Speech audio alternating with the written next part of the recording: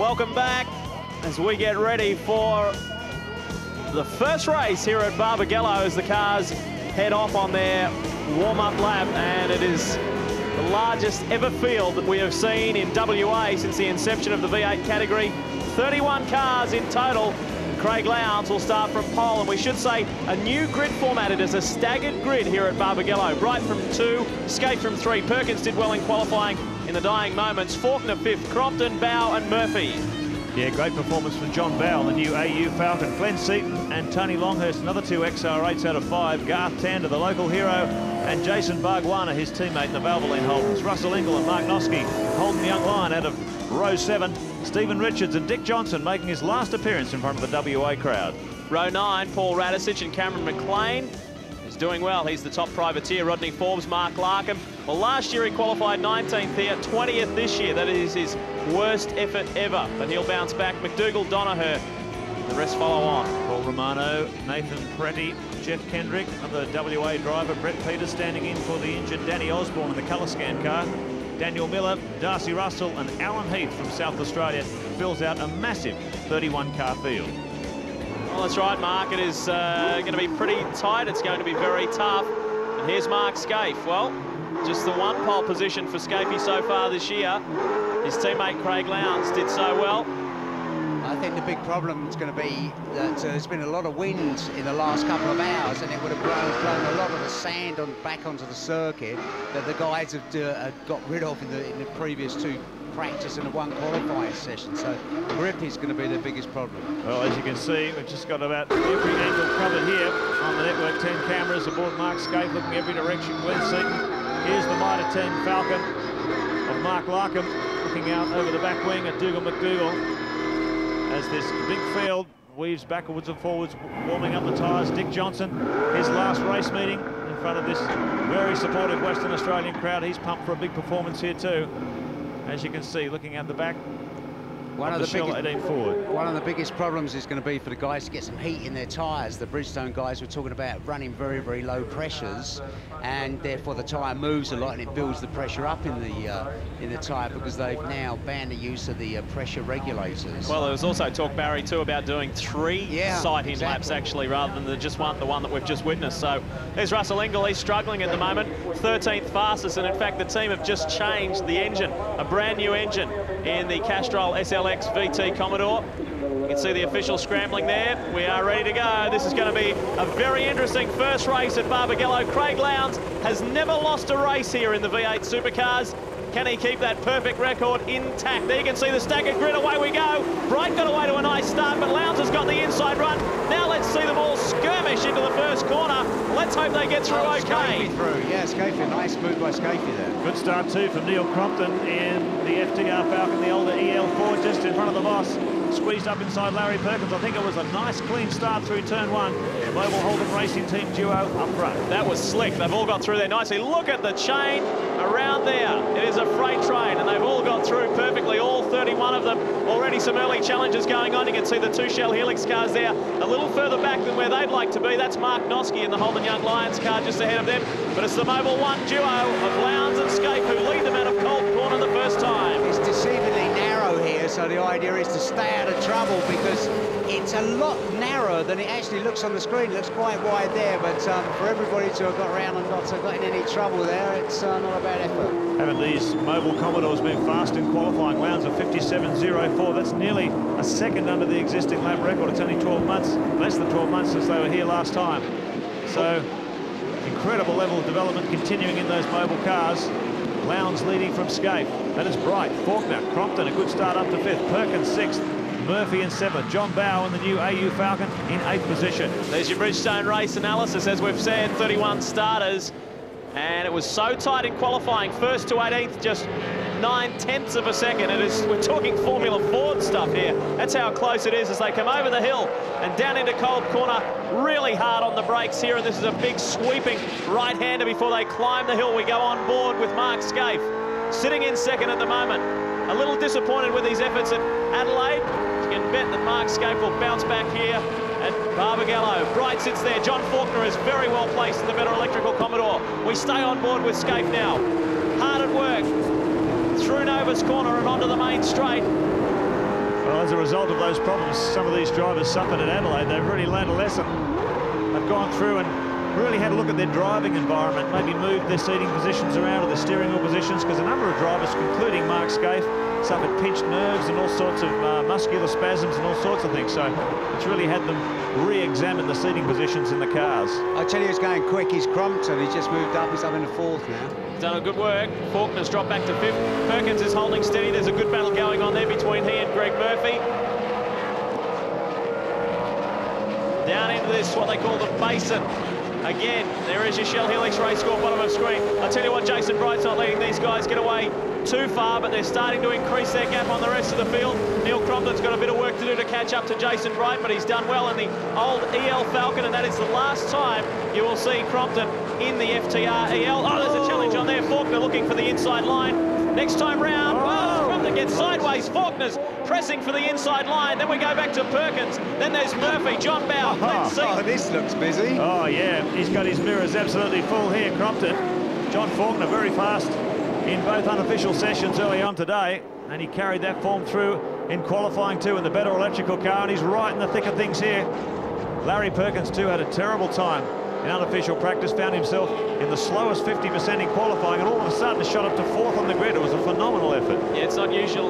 We don't usually see Larry in that bottom. Look at Larry. And look at Murphy. Yeah, Larry very slow through there, and Murphy really gained an enormous amount of ground. I don't know what Larry did there, where he had some kind of problem, maybe missed a gear, but the Murph really caught a hell of a lot of ground. Well, this man's the fastest of the Fords at the moment, Jason Bright. He's running away with this Mobil Commodore pack. Lowndes, a 58.52. Skaife matched him, a 58.52 last time around. That's how close it is between the two Mobil drivers. Jason Bright just a fraction behind Crompton now. Getting the blowtorch from John Faulkner in a big pack of cars. We'll have a look at where we're all positioned here. Crompton, Faulkner, Perkins. First of the wins, Commodores. Look at that Cat Falcon, the new XR8 of John Bowe. It's barely turned a wheel. Oh, gosh. Paul Radisich up the inside. Mark Noske. Oh, there must have been 3 or 4 little elbows there. He's a very forceful driver, the New Zealand International, and he's really on a charge. Well, you can tell by the old body language, he'd made up his mind he was going through whatever happened. Well, he had to come there. He qualified. They had problems in qualifying. He was 17th off the grid, Paul Radisich, and now he is moving his way up at a rapid rate of knots. Dick Johnson is on the other side of Mark Noske, lap 5 of 20, and he locks it up going down into cold corner. Radisich really on the charge and pushing the AU XR8 hard as they climb the hill. He bounced back okay from the Adelaide 500. We saw him get carried out of the car as he was suffering from fume inhalation. We look at the run further back, Rodney Forbes and Cameron McLean. Oh, that's great from them, isn't it? God, that's really good going. Well, when you look at the quality of the field they're running with, Baz, the two Shell Fords right up there. But here's our leaders, Craig Lowndes. And normally we see Lowndes very quick on cold tyres. First time around opens a bit of a gap. Well, he didn't do it this time. Skaife's gone right with him, matching him.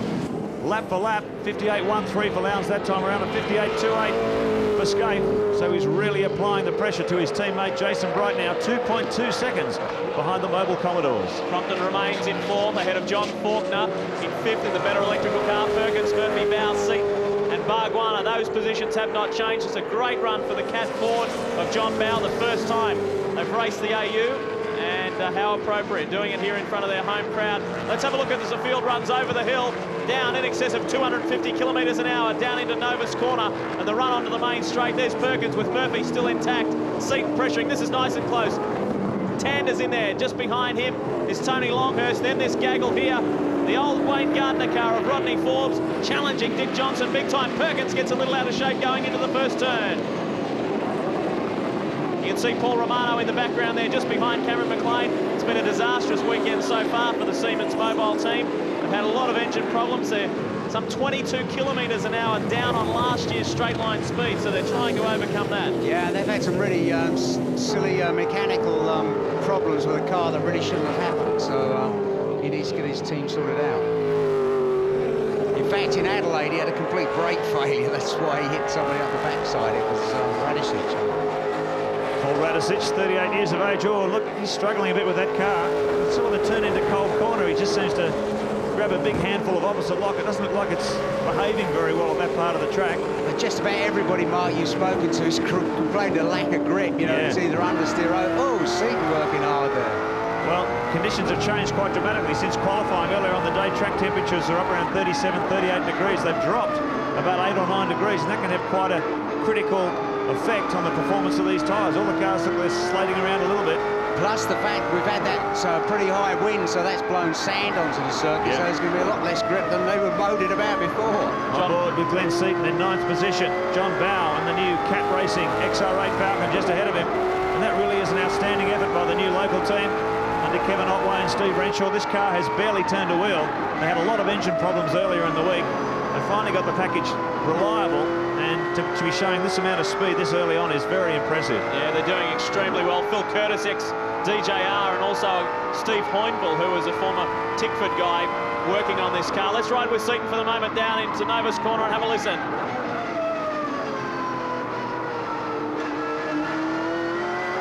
He's struggling for grip, look at that.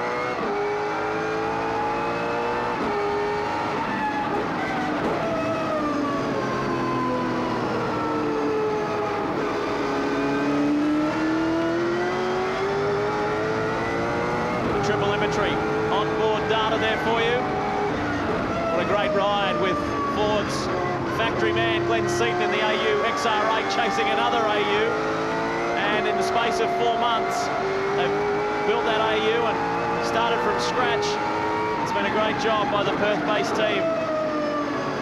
It's very, very tight corner, very late apex coming out of Cole.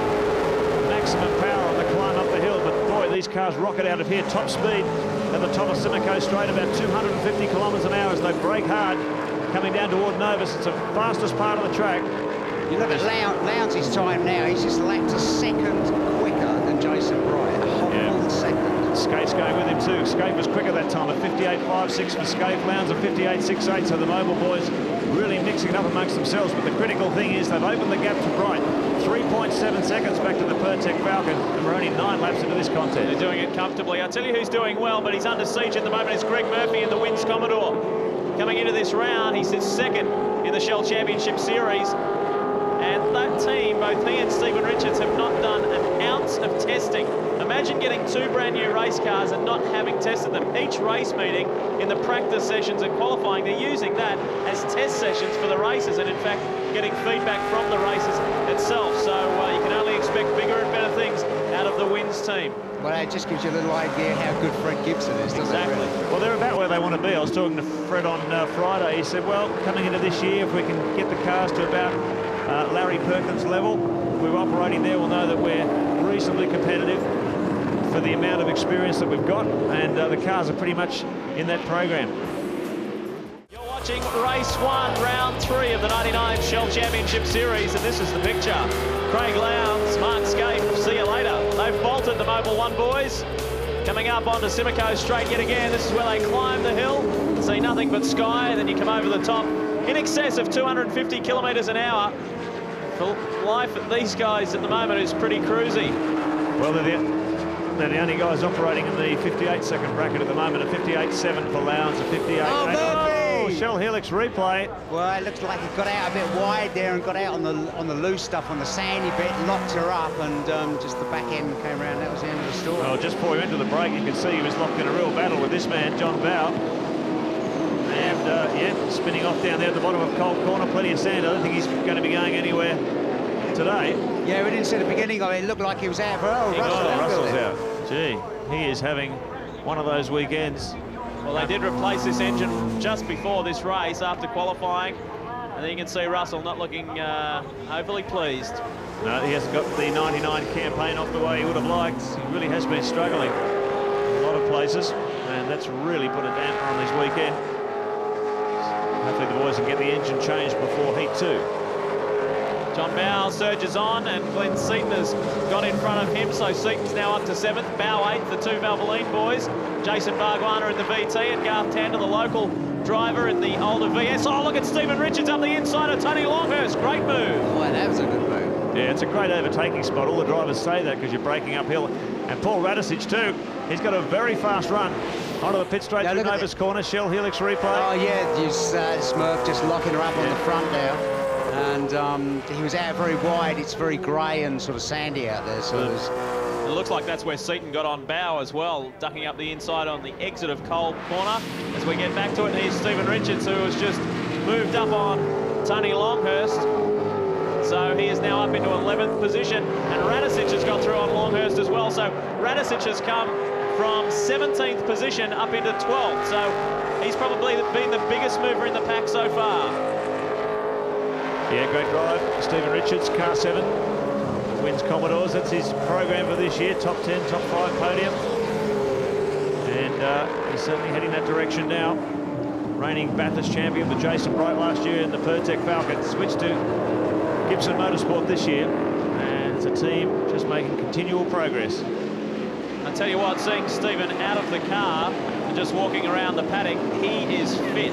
He has been training the house down. He's been training 5 and 6 days a week with Greg Murphy, and a guy by the name of Larry Cohen, who used to be in charge of the Mobil 1 Holden Racing Team's fitness program. And Murph and Stephen are just right on top of their fitness at the moment, and Stephen said it's made the world of difference. Sounds a bit like you, actually, Lee. Yeah, exactly. Now, they're a very young team too. We just hear from the pits that Russell Ingall's retirement was caused by an oil leak. May have had a drama with that engine change, a hasty engine change before this heat. It's always difficult trying to get everything right. As long as it wasn't a Conrod that poked a hole in the crankcase that made the oil leak. Electrical problem, you knocked the distributor off. Garth Tander, Jason Bargwanna, the 2 Valvoline Cummins Commodores coming through Nova's corner onto the main straight. Well, Garth would have hoped to be a little bit higher than this, but nonetheless he is in 10th position. And this is a tight pack. Perkins, Bow, Bargwanna, Tander, and look who's coming up in the background, Richards and Radicic. Radicic is stopping for no one. Well, that's another team that's desperately short of testing the Valvoline Commodore team. It's a difficult year for Gary Rogers Motorsport. The first time they've built a VT or built a car in-house by themselves. And the VT Commodore Jason Bargwanna really pioneering the development of this car. Steve Kramer helping out in the shock absorber and suspension tuning department. And Jason was one of the guys who actually had to go and re-examine his seating position after Adelaide. He had all sorts of leg cramps and stuff, and he realised it was maybe his feet were too high in the cockpit and he wasn't getting any blood to his legs, so he's had to change his seating position as well. Here we go with the 1997 champ as he's looking for an inside option on John Faulkner. G. Faulkner's been going well this week, and as he runs a little bit wide there. Oh yeah, get a better run out of this. You should get up the inside here. Yeah, that's cost him dearly. Coming slow out of that corner, out of Nova's corner. Yeah, he just got out on the sandy bit. Yeah, but he was very impressive in early qualifying. The better electrical car. So Seaton tries to march forward. Lowndes and Scaife now 7.3 seconds ahead of Jason Bright in third. The Mobil Holden Racing team demolishing this field. Crompton a further 9 seconds back. Faulkner, Seaton, Perkins, Bow, Bargwanna, Tander. So Seaton in 6th position. And the Ford Tickford Racing XR8. That team has been working overtime like each and every other team, because not only are they building Crompton's car, which the new AU XR8, which will be ready for Phillip On, they've been building a third AU as a spare car for the two of them. So they've really had their work cut out for them, the Ford factory guys. Well, he's right up behind his teammate now. Neil Crompton there, running in 4th position. That'll move Seaton up to 5th, Faulkner back to 6th. Perkins is 7th, John Bow still in 8th, Bargwanna 9th, and Tander in 10th. The Valvoline duo rounding out the top 10. Dick Johnson on screen there running in 14th. Rodney Forbes is the top place privateer ahead of Cameron McLean. And there is Mark Larkham, who started in 20th and is now up into 18th position. 3 laps left to run. And Larkham would not be pleased with that at all. I can't see what's going on. There's something drastic going on there because he's really not going quick. Lap 18 of 20, and Larkham's got no time left to improve on that, really, and he's a long way behind the next car in front of him, which is Paul Romano in 17th. There's the Bridgestone profile on screen at the moment, and well, at least he was a little bit had a good philosophy about it. He said, my worst last year, my worst ever was 19th. He said, I've gone one better this year, it's 20th. Yeah, he really has struggled all weekend. A 58.3 in official qualifying. That left him back in 20th position, about 1.3 seconds behind our pole position man Lowndes. So the Mitre 10 Ford not working the way he likes it around Wanneroo. But he's still battling on, trying to pick up as many points as he can. Tough time at the moment too, with the you're seeing a lot of the cars move around on the circuit. This is a very abrasive circuit. Oh, look, right. See how these right foot and left foot, I like that. What do they say about these blokes? Give them an inch and they take a yard. Unbelievable. Great. The Mitre 10 racing boots. And just in case he gets confused. Yeah, exactly. So Mark Larkham soldiers on. Oh! Rod Nash. Last lap. Starting the last lap for our race leader, Craig Lowndes. Lights on both the Mobile Commodores.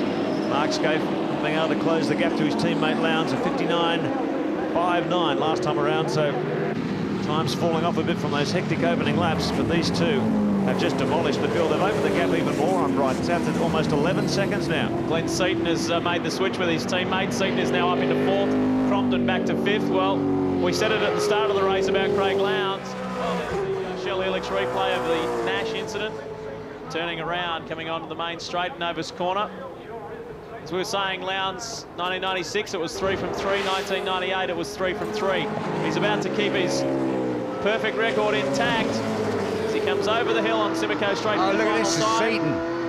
Gee, Glenn has picked up in the last lap of the race. He's going to be up the inside of Jason here. Oh, yeah, perfectly, because the other cars, yeah, he's through. Great run by Glenn Seaton. That brings him up as top Ford guy as Lowndes takes out race 1. A great drive from pole to win. Skaife in for 2nd, and what a great drive by Glenn Seaton in the FTR AU XR8. He picks up 3rd, and he just blasted home. He went like a rocket. Great drive by Seaton. That means Bright will be pushed back to 4th. Neil Crompton in for 5th. There's that huge bunch of cars coming home there. Forbes was unable to make any impression on Dick Johnson. Nonetheless, will finish top privateer. Great run to the line by Glenn Seaton. Oh, tremendous. You know, it seemed that Glenn's car performed much better when the tyres were warmer. You know, when he got some temperature in the tyres, all of a sudden mid-race, he really started to fly. Well, he'll be pleased with that. The AU was working beautifully. Just as it looked like Bright in the Pertec Ford would finish top Ford runner, Glenn Seaton, the FTR AU, brought it home. Mark Skaife started 3rd, finished 2nd. Some valuable points in the bag there in which he needs for the Shell Championship Series. You've got to hand it to the HRT, I know I say every time, but you do, because they were struggling, Lee, this morning, you know, in qualifying. They were really struggling. No grip front nor back, and there's Jeff Gretsch there with his smile. A pleasing day for those guys. I'll tell you what, for the other teams, this is scary. Yeah. I mean, the totally Mobil 1 HRT dominance, it is unbelievable. As they roll into the pit lane. Yeah, Jeff Gretsch came into for some unnecessary criticism on his sort of words of jubilation after the end of the race, and I think that's pretty pathetic. He was just very pleased. He was just pleased, yeah. As Lowndes gets out of the car, we check the final placings for you on your Shell Helix race score. Lowndes and Skaife, the 1-2. Seaton in for a terrific 3rd. From Bright, Crompton, well done. Faulkner in for 6th, ahead of Perkins and Bow for the first time in the AU. Bargwanna and Tander, the 2 Valvoline boys. Stephen Richards, a good result in 11th. Longhurst, Radicic forced his way from 17th to 13th. Johnson, Rodney Forbes, top privateer, ahead of Cameron McLean. Those 2 guys had a good battle. Paul Romano worked his way up into 17th from Larkham Reed. Dougal McDougall and Rod Nash, after that spin, finished 24th. We go back, Alan Heath, Brett Peters filling in for Danny Osborne. Greg Murphy all the way back in 31. Now.